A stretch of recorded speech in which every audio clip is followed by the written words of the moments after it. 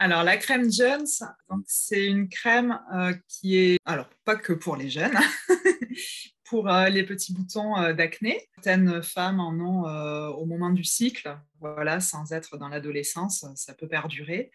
Donc, tous ces petits boutons qu'on a qui dérangent un peu. Donc, au niveau des huiles végétales, on a l'huile de macadamia. Alors, j'aime beaucoup cette huile parce qu'en fait, elle ne laisse pas de corps gras. Et c'est le principal problème de l'acné, souvent, c'est le sébum. Donc, celle-là n'est pas trop grasse. Ensuite, on a Nigel et ricin. Alors, ces deux huiles, elles sont purifiantes et assainissantes. Donc, elles ont ces propriétés-là. Donc, ce ne sont pas des huiles totalement neutres. Voilà, elles ont déjà une action. Au niveau des huiles essentielles, alors là, le choix était très, très longuement pensé parce que les ados, les premiers ados qui ont essayé cette crème, m'ont reproché l'odeur en me disant, moi, je veux bien mettre une crème, mais je ne veux pas que ça se sente. Au niveau des copains, voilà, les ados, il faut rester très, très discret.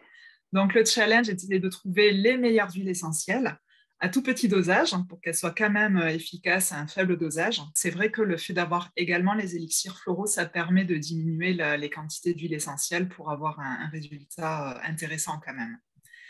Donc, on a le géranium qui est antibactérien et anti-inflammatoire. L'huile de géranium, c'est l'huile numéro un pour les soins de la peau, de manière générale. Donc, celle-là, elle était indispensable. Ensuite, on a le palmarosa qui va assainir la peau. Ensuite, on a du petit grain bigarade. Alors lui, il va limiter la production du sébum. Le sébum, c'est ce qui va boucher les pores et rendre la peau grasse et donc favoriser l'apparition des boutons. Et en complément, on a la sauge qui va éliminer le sébum. Donc, quand il y en a quand même sur la peau, ça va le nettoyer. Toute la partie aqueuse, donc liquide de la crème, c'est de l'aloe vera.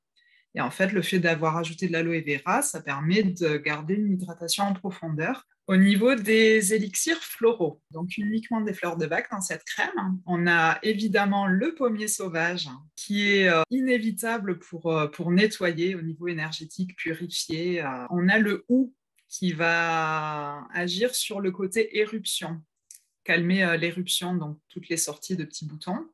On a l'étoile de Bethléem, toujours pour les micro-traumatismes, les petites cicatrices laissées par les boutons, puisque c'est quand même un traumatisme de la peau, hein, ces petits boutons.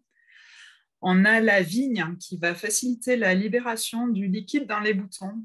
Donc, c'est le docteur Orozco qui expliquait qu'en fait, la vigne, c'est un liquide enfin, le grain de raisin est un liquide sous tension où tous les liquides sous tension peuvent être libérés grâce à cet élixir-là. Et enfin, le noyer, puisque là aussi, paramètre extérieur, qui va être les changements hormonaux. Le noyer va protéger la peau. Si on en met tous les jours, dès qu'il y a un changement hormonal, la peau est protégée et va beaucoup moins réagir que s'il n'y était pas. Donc, c'est une crème qui est très fluide au niveau de la texture. On peut en mettre une à deux fois par jour, voire plus. Moi, je dirais qu'une fois par jour, c'est bien quand on a peu de boutons, qu'on veut faire un petit peu de préventif et bien sûr sur tout le visage, puisque sinon Walnut n'a pas son intérêt d'éviter l'apparition des boutons si on n'en met que sur ceux qui sont déjà présents. Et quand on a beaucoup de boutons, deux, trois fois par jour, toujours très peu, et de répéter l'application va accélérer le processus